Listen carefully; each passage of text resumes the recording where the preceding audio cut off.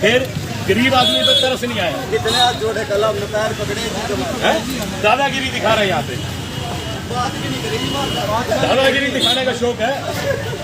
दादा हरियाणा के जींद में डिप्टी स्पीकर कृष्ण मिड्डा ने दुकानदारों का सामान तोड़ने पर हरियाणा शहरी विकास प्राधिकरण HSVP के SDO को जमकर हड़काया।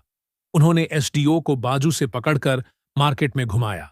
इसके बाद कहा, दादागिरी दिखाने का शौक है क्या तेरे को? HSVP के नालायक अधिकारियों की वजह से ही गरीब की दुकानें टूटी हैं। उन्होंने अधिकारी को जमीन पर बैठाया और कहा कि बिना नोटिस दिए इस तरह की कार्रवाई गलत है। अतिक्रमण हटाने की कार्रवाई से पहले नोटिस दिया जाना चाहिए। भविष्य में अगर बगैर नोटिस के किसी भी गरीब की दुकान या वैकल्पिक व्यवस्था को उजाड़ा तो कड़ी कार्रवाई की जाएगी। डिप्टी स्पीकर ने कहा कि बुधवार को जिस समय ये कार्रवाई की गई तब वे यहां नहीं थे, नहीं तो जिम्मेदार अधिकारियों को अंजाम भुगतना पड़ता। दुकानदारों के बीच में नहीं आया, मैं आज गरीबों के बीच में। खुद की आत्मा इस बात का महसूस कर रही है कि नालायक अफसरों की वजह से इनकी दुकानें टूटी। और मैंने इनको नीचे बिठा के इनको क्या कह सकता हूँ, लेकिन नीचे बैठा के एहसास कराया कि गरीब आदमी कैसे तपती धूप में 2 रुपए कमाने के लिए, 100 रुपए कमाने के लिए किस प्रकार से अपना टाइम निकालता और किस तरह सारा दिन धूप में, छांव में, बारिश में खड़ा रहा।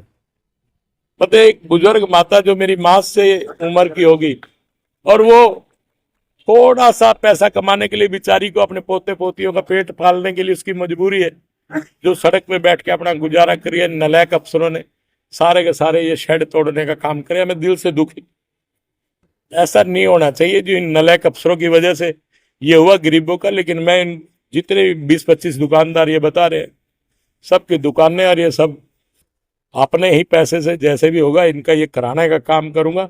और आज ही शाम को 7 बजे इन लोगों को बुलाया मैंने, ताकि ये अपने घरों में अपने बच्चों को खाना भोजन की व्यवस्था मैं इनको करके दूंगा, ताकि आज रात को इनके घर में चूल्हा जल जाए, ऐसी व्यवस्था करूंगा। लेकिन दिल से दुखी हूं कि नहीं होना चाहिए, क्योंकि मेरे पिता जब यहाँ जींद आए तो बहुत गरीबी की हालत में आए थे और उन्होंने अपने आप को यहाँ स्टैंड किया, सबने साथ दिया। और हमारा को हमेशा हमारे पिता ने कहा कि गरीब आदमी का साथ हमेशा देना बेटा, और मेरा हमेशा साथ गरीबों ने दिया भी है।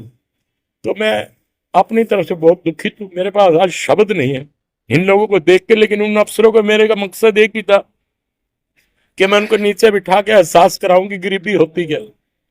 मेरे पास कोई शब्द नहीं है, मैं वो चीज तो नहीं कर सकता, पर जो भी ज्यादा से ज्यादा मेरा इनके लिए हो पाएगा मैं ज्यादा से ज्यादा इन परिवारों के लिए करूँ। आपने गरीबों के लिए इस्तीफा देने की बात की, लेकिन अगर मेरे को किसी प्रकार का कोई अधिकारी या मेरा कोई आला कमान कहेगा कि इस प्रकार से तुमने गलत किया, लेकिन मेरी आत्मा मुझे इसके लिए झंकोर के रखा कि मुझे कुछ भी करना पड़े मैं इनके लिए करने को तैयार।